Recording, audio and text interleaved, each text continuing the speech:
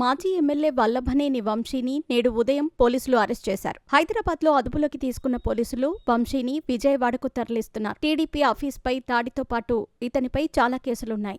గన్నవరం మాజీ ఎమ్మెల్యే వల్లభనేని వంశీని హైదరాబాద్లో ఈరోజు ఉదయం ఏపీ పోలీసులు అరెస్ట్ చేశారు.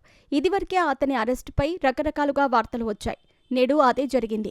హైదరాబాద్లో వంశీని అదుపులోకి తీసుకున్న పోలీసులు విజయవాడకు తరలిస్తున్నారు. గత వైసీపీ ప్రభుత్వం ఉన్నప్పుడు తెలుగుదేశం పార్టీ కార్యాలయం దాడి ఘటనలో వంశీ పేరు కూడా బయటకు వచ్చింది. అయితే అతనిపై ఇతర కేసులు కూడా ఉన్నాయి. ప్రస్తుతం ఏ కేసు విషయమై వంశీని అరెస్ట్ చేశారో తెలియాల్సి ఉంది. ప్రధానంగా టీడీపీ ఆఫీస్పై దాడి ఘటనలోనే అతన్ని అరెస్ట్ చేశారని పలువురు చెబుతున్నారు. టీడీపీ ఆఫీస్ దాడిలో 71వ నిందితుడిగా పేరు చేర్చారు. ఇప్పటికే పలువురిని అదుపులోకి తీసుకున్నారు. అయితే వల్లభనేని వంశీ ప్రోద్బలంతోనే టీడీపీ ఆఫీస్పై దాడి జరిగిందనే అనుమానాలు ఉన్నాయి.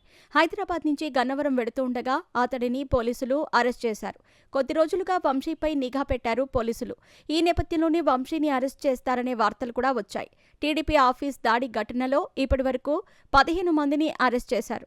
వంశీ మొబైల్ నంబర్లు కూడా మారుస్తూ వచ్చారు. అతన్ని ట్రాక్ చేస్తున్న పోలీసులు పక్కా సమాచారంతో అరెస్ట్ చేశారు. ఇదిలా ఉండగా 2023 ఫిబ్రవరి 20వ తేదీ రోజు తెలుగుదేశం పార్టీ ఆఫీస్పై దాడి జరిగింది. టీడీపీ కార్యాలయంలో పనిచేస్తున్న సత్యవర్ధన్ అనే వ్యక్తి ఫిర్యాదు మేరకు పోలీసులు కేసు నమోదు చేసుకున్నారు. ఆఫీస్ ఫర్నిచర్ ధ్వంసం చేయడంతో పాటు అక్కడున్న పలువురు టీడీపీ నేతలపై దాడి చేసి వాహనాలను సైతం తగులబెట్టారు. అక్కడి సీసీ ఫుటేజ్ ఆధారంగా నిందితులను అదుపులోకి పోలీసులు తీసుకుంటున్నారు. ఈ క్రమంలో సత్యవర్ధన్ కేసు వెనక్కు తీసుకున్నాడు.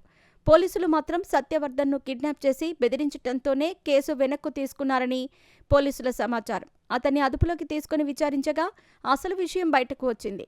కిడ్నాప్ ఘటనలో కూడా పలువురిని పోలీసులు అరెస్ట్ చేశారు. ఈ గన్నవరం మాజీ ఎమ్మెల్యే 2025 ఫిబ్రవరి 20న ముందస్తు దాఖలు చేసుకున్న బెయిల్ పిటిషన్పై తీర్పు రానుంది. ఇంతలోనే పోలీసులు అరెస్ట్ చేయటం చర్చనీయాంశంగా మారింది. కొద్ది రోజులుగా ఈయన అమెరికాలో ఉంటున్నారు. ఇటీవలే హైదరాబాద్ వచ్చారు. 2019లో టీడీపీ నుంచి గన్నవరం ఎమ్మెల్యేగా గెలిచారు. ఆ తర్వాత వైసీపీతో దోస్తీ చేశారు. 2024 ఎన్నికల్లో వైసీపీ నుంచి పోటీ చేసిన వల్లభనేని వంశీ ఓడిపోయారు. ఇది కాకుండా ఈ మాజీ ఎమ్మెల్యేపై అక్రమ ఇసుక తవ్వకాల కేసులు కూడా ఉన్నాయి. మొత్తానికి కూటమి ప్రభుత్వం అధికారంలోకి వచ్చిన తర్వాత వల్లభనేని వంశీని ఎలాగైనా అరెస్ట్ చేయాలంటూ తెలుగుదేశం పార్టీ క్యాడర్ డిమాండ్ చేస్తూ వస్తోంది.